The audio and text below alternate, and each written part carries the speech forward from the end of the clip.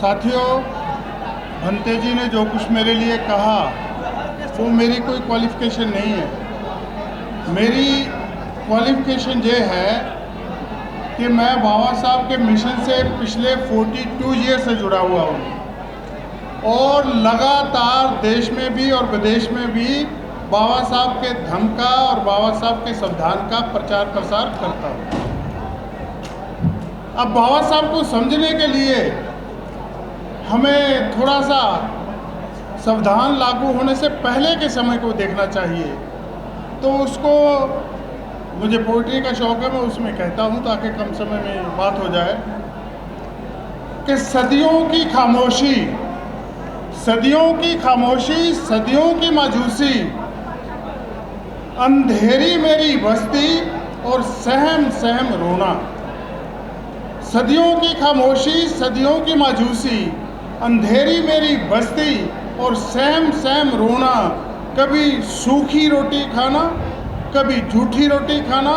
Mic नजदीक करो, mic नजदीक करो, भाई साहब माइक नजदीक करो, आवाज नहीं आ रही। अगर बगल वाले खड़ी कर दो भाई, थोड़ी आवाज बढ़ा दो मैं माइक की। क्वार्टर दे दो ना कभी यादव जी, अब ठीक है। कभी सूखी रोटी खाना, कभी झूठी रोटी खाना, कभी माँ के समझाने से खाली पेट सोना। ना माँ ही बोल पाई, ना बाप बोल पाया, आज मैं बोल सकता हूँ मेरे संविधान की बदौलत। और संविधान मुझको दिया मेरे भीम की बदौलत। तो आज जो संविधान है, आज मैं बोलता हूँ। मुझे देखो, मुझे आज बड़ी गर्व हो रहा है कि मैं पहली बार इतने बड़े सम्मेलन में आया हूँ और उस सम्मेलन में आया हूँ जिसमें आज पहली बार मैं देख रहा हूँ कि ओबीसी जातियों का बहुत बड़ा योगदान है और बहुत बड़े पैमाने पे वो इसमें पार्टिसिपेट कर रहे हैं। इस चीज़ को जब मैं नेशनली इंटरनेशनली इसको प्रमोट करूँगा तो इसका बहुत बड़ा इम्पैक्ट जाएगा। भंते जी ने मुझे ये कहा था कि हम इसको इंटरनेशनल रंग देना चाहते हैं, तो हम चाहते हैं कम से कम आप आ जाओ और इसको इंटरनेशनल रंग हो जाए। मैं तो एक्चुअली चाहता था कि मेरे बहुत से साथी आए हुए हैं पंजाब में और हैं, वो भी इस फंक्शन में आए, लेकिन हमारे लोगों की एक मानसिकता है, वो छोटी पंचायतों में बड़ा बनने की ज़्यादा इच्छा रहते हैं और मैं बड़ी पंचायतों में आकर, बड़े कार्यक्रम में आकर छोटा बन के रहना चाहता हूँ। ये मेरी अपनी है। तो मैं आपसे कहूँगा कि भाई जो कुछ भी आज देश में हो रहा, वो तो लक्ष्मण साहब ने इतने बढ़िया तरीके से आपको बताया, उनसे पहले भी जो साथी बोल रहे थे। लेकिन मैं 2-3 चीज़ें आपके सामने रखूँगा जो मुझे कई बार लगता है कि हमारे अंदर जो अपनी शक्ति है, हमारे अंदर जो अपनी ताकत है, जिसके बलबूते पे हम कम से कम अपने आप को चेंज कर सकते हैं, वो क्या है? आप सभी जानते हैं कि 23 सितंबर 1917 को बाबा साहब अम्बेडकर को पारसियन से निकाल दिया था आधी रात को, और वो एक वृक्ष के नीचे बैठकर सारी रात वहाँ गुजारी और सोच रहे हैं कि आज धरती मेरा बिछौना, मेरे पास घर भी नहीं है, और आसमां मेरी चादर है, मेरे ओढ़ने के लिए भी मेरे पास कुछ नहीं है। तो जब वो बैठे आसमान की तरफ देख रहे थे तो उन्होंने देखा कि एक तारा टूट गया, दूसरा तारा टूट गया। तो उन्होंने देखा भी अभी भी आसमान में करोड़ों और हैं तारे हैं, तो मेरा एक घर छूट गया, मेरी एक जॉब छूट गई, तो इससे क्या सारा जैसे आसमान नहीं ख़त्म हुआ, मेरे जीवन की भी सारी अपॉर्चुनिटियाँ ख़त्म नहीं हुई।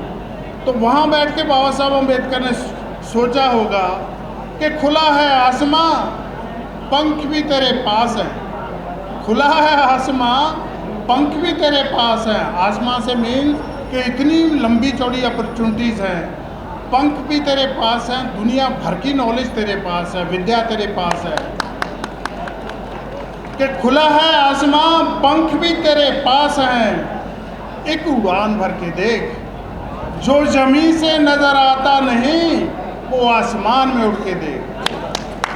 तो बाबा साहब अम्बेडकर का वो दिया हुआ संविधान, जिसने मुझे मेरे लिए स्कूल का, और पहली बार मैं पहली अपनी जनरेशन हूँ जिसके लिए स्कूल का दरवाज़ा खुला, और स्कूल से मैं कॉलेज गया, कॉलेज से यूनिवर्सिटी गया, यूनिवर्सिटी से बाहर गया, बाहर जाकर मैं इंजीनियर भी बना, उसके बाद मैं बिजनेस में आया और इंटरनेशनल बिजनेसमैन बना।